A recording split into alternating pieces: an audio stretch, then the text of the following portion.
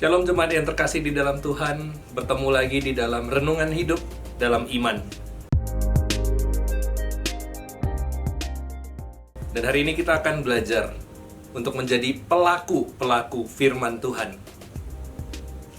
Yakobus pasal yang pertama, ayatnya yang ke-22 sampai ayat yang ke-25 berbunyi, "Hendaklah kamu menjadi pelaku firman dan bukan hanya pendengar saja.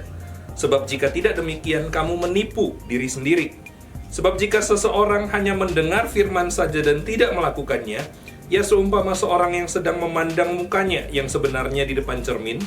Ia memandang dirinya, lalu pergi, dan segera lupa bagaimana rupanya. Namun, siapa yang meneliti hukum yang sempurna, hukum yang memerdekakan orang, dan bertekun di dalamnya, bukan hanya mendengar lalu melupakannya, tetapi sungguh-sungguh melakukannya, ia akan berbahagia oleh perbuatannya." Saudara yang terkasih di dalam Tuhan, kita orang-orang yang percaya kepada Tuhan, sungguh adalah orang-orang yang dekat dengan mendengarkan firman Tuhan. Entah kita orang-orang yang sering hadir di dalam ibadah, persekutuan-persekutuan yang ada, ataupun kita rajin untuk membaca Alkitab, dan itu adalah hal yang baik, hal yang penting bagi kita orang-orang percaya.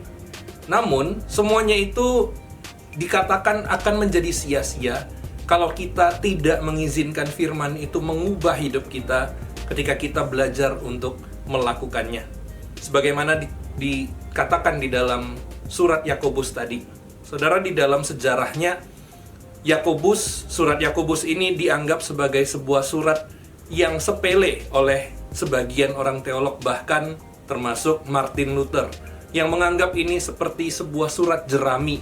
Karena di dalamnya seolah-olah mengajarkan bahwa orang percaya itu bukan diselamatkan karena iman saja, melainkan karena perbuatan. Tetapi kalau kita melihat di dalam pengajaran dari surat Yakobus ini, kita sungguh sebenarnya bisa melihat bagaimana penekanan Yakobus mengatakan bahwa iman itu harus nyata di dalam kehidupan yang melakukan firman Tuhan. Iman itu harus terwujud di dalam perbuatan-perbuatan yang nyata. Sehingga di dalam Yakobus pasal yang pertama ini dikatakan bahwa kita itu perlu menjadi pelaku-pelaku firman, bukan hanya orang yang mendengarkannya saja. Yakobus memakai sebuah ilustrasi di mana seorang yang hanya mendengarkan firman Tuhan tanpa melakukannya adalah seperti seorang yang bercermin. Ketika dia bercermin, dia bisa melihat wajahnya, dia bisa melihat seperti apa tampilannya, namun ketika dia sudah melewati cermin itu, dia akan lupa dengan apa yang dia lihat. Tentu ketika kita membaca firman Tuhan, itu menjadi cerminan bagi kita, tapi ketika kita melakukannya, itulah yang akan mengubah hidup kita.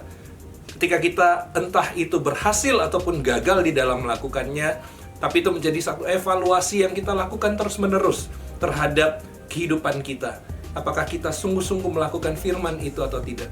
Apakah kita mengizinkan firman itu mengubah kehidupan kita atau tidak? Karena itu marilah kita menjadi orang-orang yang melakukan firman Tuhan di dalam kehidupan kita. Tentu pengajaran ini adalah sesuatu yang sudah biasa dan sering kita dengar. Tapi apakah ini menjadi sesuatu yang sering kita lakukan di dalam kehidupan kita? Mulailah dari ayat ini, yaitu membiarkan firman itu mengubah hidup kita dengan kita melakukannya di dalam kehidupan kita sehari-hari. Karena itu, marilah menjadi pelaku-pelaku firman Tuhan, bukan hanya menjadi pendengar-pendengarnya saja. Tuhan Yesus memberkati setiap kita.